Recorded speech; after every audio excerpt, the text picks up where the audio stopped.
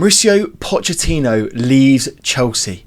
Was he sacked? Was it a mutual decision? We're going to get right into it in this video because I have got so much to talk about. Now, do you remember there's this film called Moneyball? If you haven't seen it, please do check it out. It's an unbelievable film. Brad Pitt is a sporting director, pretty much, of a baseball team, and he has to run what is one of the worst baseball teams in history and get them to be the best. You know what it reminded me of? A little bit of Clear Lake and Todd Bowley and Berdad Bali. They'd come into Chelsea Football Club and they think they can run it a bit like Football Manager, a bit like a game, and football just isn't like that, is it? But they've come in here now and they are Brad Pitt in this scenario. They've said to Mauricio Pochettino, you can't have the players you want, you can't have the staff that you want, we're going to run things, we're going to do things our way. And they have made the call, a massive decision, a decision that by far our fan base didn't want. I saw polls going out all about, Mauricio Pochettino staying, and I think it was 73%, like basically 73, 75, 80% of polls that I saw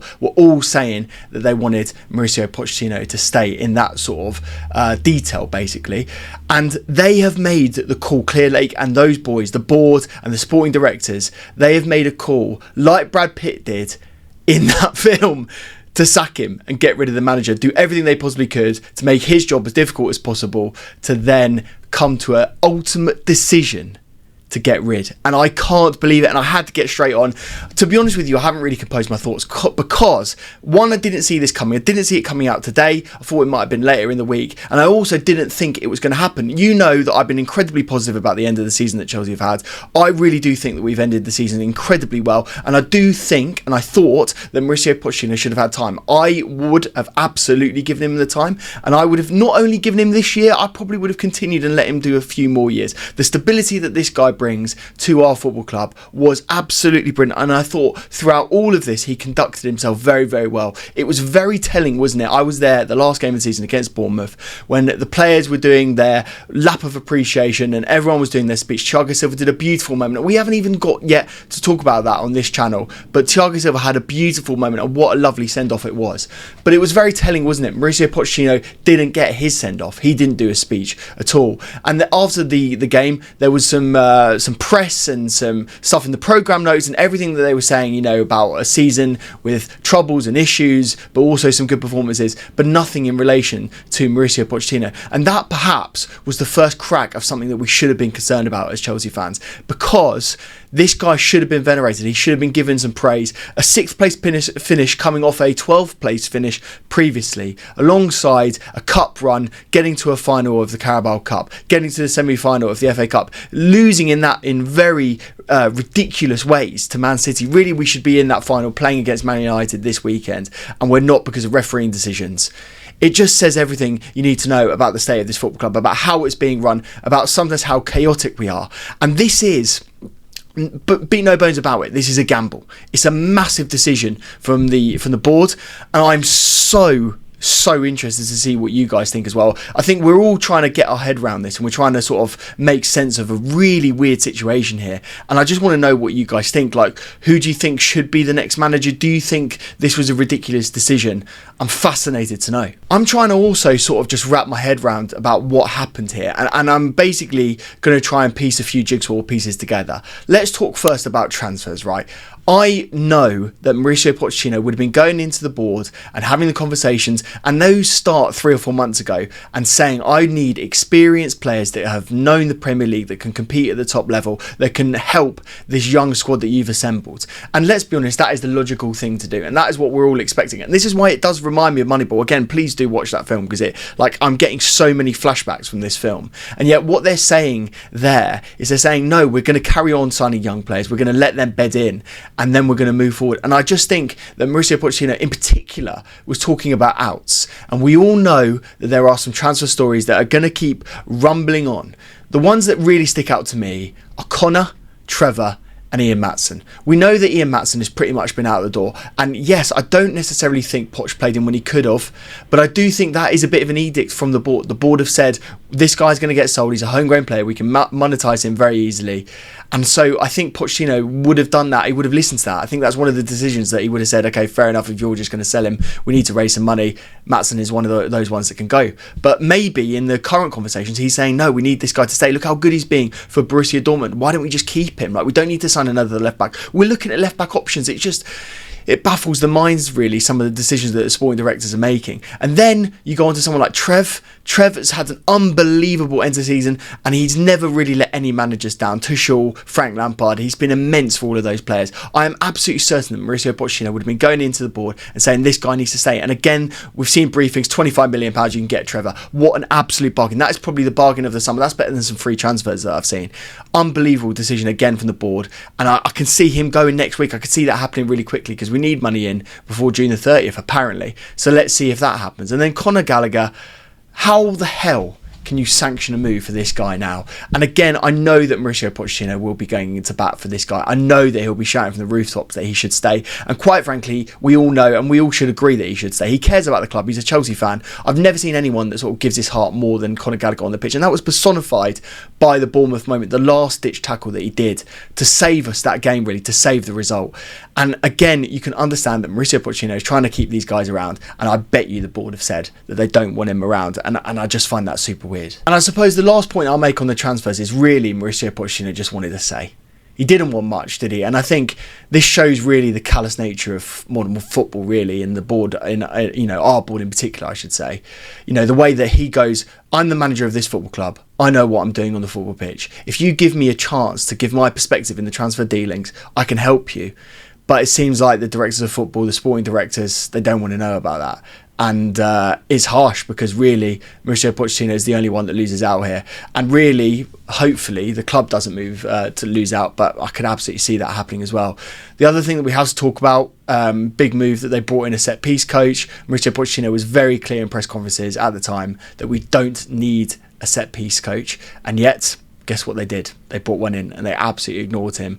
And I think what I've seen and heard from all the briefings thus far is that Berdag Bali, the guy that's really in charge of the football operations at the top level now, didn't rate Pochettino, didn't rate him from the moment they hired him.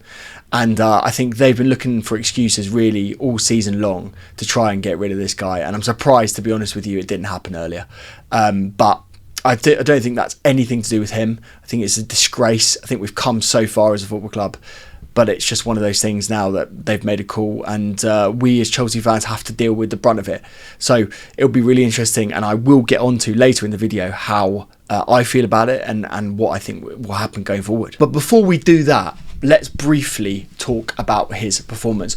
We did a bit of a video on the kickoff recently where we talked about Premier League managers, and that's up right now, by the way, if you want to go and check that out after this video on this channel. But we talked about managerial performances and we gave them a rank out of 10. When I'm talking about Mauricio Pochettino, I really do feel like it's a 7 out of 10 season. I think you look at the way that we ended the season, it's incredibly exciting. We're 4th in the table since the turn of the year, only losing 2 games in that time as well, to some pretty good opposition, let's be honest with you. And so I think the signs were there that the form was improving and that we could go into next season in a positive run of things. And the continuity was something that I really wanted, and I really hope that would be with Mauricio Pochettino, but it isn't to be. But let's be honest, as I say, 6th is a huge improvement from 12th last season, and we've looked so much more promising as a team. Let's just talk tactics for a second. That was something that we beat Mauricio Pochettino over the head with at the start of the season, that he wasn't tactically innovating at all. But you have to say Cucurella inverting, you have to say some of the movement that we've done this tail end of the season, some of the balls and the movement over the top have been absolutely exquisite. And so I really do think as a tactical sort of like setup, as an identity, we've improved as a football club. And I do honestly feel that's down to Mauricio Pochettino. Another thing that we beat him over the head with, that we were constantly questioning him on, is he improving players? And I think there are so many players that have got better under Mauricio Pochettino. And it's very clear that this guy is good with young players. Like if we look at it now, Conor Gallagher has improved, Cucurella has improved, Nolly's improved, Cole Palmer has got better, Gusto's got better, Chaloba's got better, Jackson's got better. I could go on. I think there are so many other players that have improved under the tutelage of Mauricio Pochettino, and I think that it is a disgrace if they're not valuing that contribution that he did. And I think him and his staff are incredibly harshly done by in that regard. And let's talk about the player relationships. That is so key in modern football, isn't it? You've got a bunch of prima donnas. You've got a team. Look at United, right? A team that have fallen out with the manager, and that manager is still in the job. And a team that love the manager, that respect him really highly, that really appreciate him as a person, that have got the most out of him, just sort of emotionally, let alone physically, and onwards from there.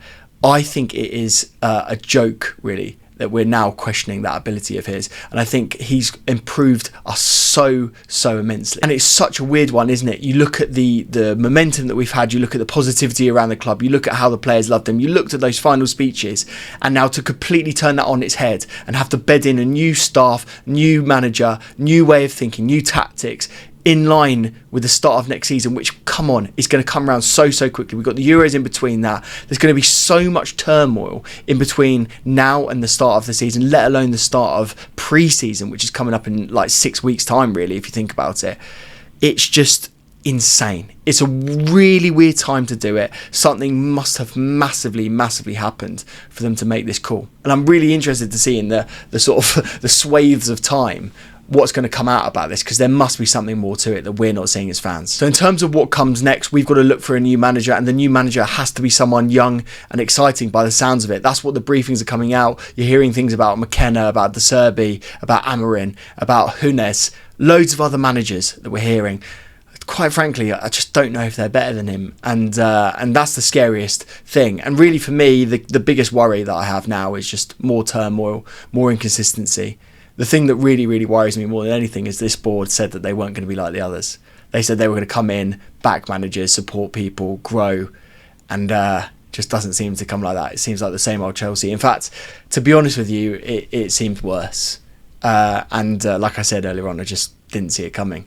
So from my perspective, I think I've made it pretty clear now, and I think you know my position on this. I've made it clear throughout the season that I'm a Poch kind of guy. Only had a couple of wobbles here and there, and maybe the couple of wobbles are the things that's setting him over the edge for the board. But I think it's a disgrace. I think we're going to be worse off for this, and I don't think we'll finish as highly as we would have done next season if we'd kept the manager. But I think it's one of those things now where it's happened. I'm speechless in a weird way. I can't fathom that this has happened. I think it's so unfair. But I think now we've just got to go as fans. We've got to say, these boys, they've got to know what they're doing. Because if they don't know what they're doing and this goes wrong and this backfires, they are going to absolutely get it at the start of next season. I mean, if we don't start next season off with 3 or 4 wins, you know exactly what's going to happen. There are going to be rumours left, right and centre about Poch coming back, about, you know, why the hell did we sack him in the first place? I think it's really clear, right? We're never getting Tuchel back. We're never getting Jose back. We're not getting those managers of you know, previous regimes back in the building. And so, you know, with that in mind, how can anyone really say otherwise, that we're going to be better off with one of these other managers? It really is jumping into the unknown, and that's what we really have to embrace as Chelsea fans. I can't believe it. I really can't. But yeah, really interested to know your perspective on it. I just wanted to do this one really quickly, get this out for you guys, because it is a huge moment for Chelsea Football Club, and I think this could be a defining moment really in the next 5-10 years of us as a football club, if you think about it, you know, in terms of hiring managers, in terms of the legacy of Pochettino, in terms of the next hire and how much time he will be given. I think this is a momentous moment, and we had to mark it with another video on the josh.aveste YouTube channel. I have to say one thing before I go, because this has been a pretty negative video, but what I will say is there's a lot of positivity right now, and I feel it massively from you guys, and I'm super grateful. We hit an unbelievable landmark of 10,000 subscribers over the weekend, and I thought that moment was going to be a moment where we'd continue with Monsieur Pochettino into next season and grow with it. But I have to say, you know, speeches on Poch, really negative on that, but so grateful for all of you for watching, for subscribing, for commenting, for everything that you do in terms of sharing the videos. All of the DMs I get have been unbelievable. You guys and girls are absolutely brilliant. I enjoy every single one of these videos, and I think this year, we've only been making videos now for about 10 months, has been absolutely brilliant. I've loved every second of it. This season has been a really, really tough one for so many people, but do you know what? I feel like we've all got through it together, and I'm feeling super grateful. So yeah, thank you to all of you for watching. Really, really appreciate it. Thank you to Joey for the wonderful conversations that we have, and there's so many more of those to come. I can't wait to get in the studio and talk to him about this. Thank you to Brian the True Geordie. You know, some unbelievable times and fun that we have on the Kickoff channel, so make sure you go and subscribe to that if you aren't already. And thank you to people like George Benson, who I've been on the channel, to Charlie, who's also an unbelievable fan channel that I featured on, to Chelsea Fan TV, who I love the boys there as well, and to so many other channels and creators that I chat to and reach out to. I'm super, super grateful. So thank you all so much for subscribing. This is going to be a big one. I think we're going to have to do a few videos on the fallout from this, and I'm so interested, I should say, to see what you guys think. I will see you in the next one.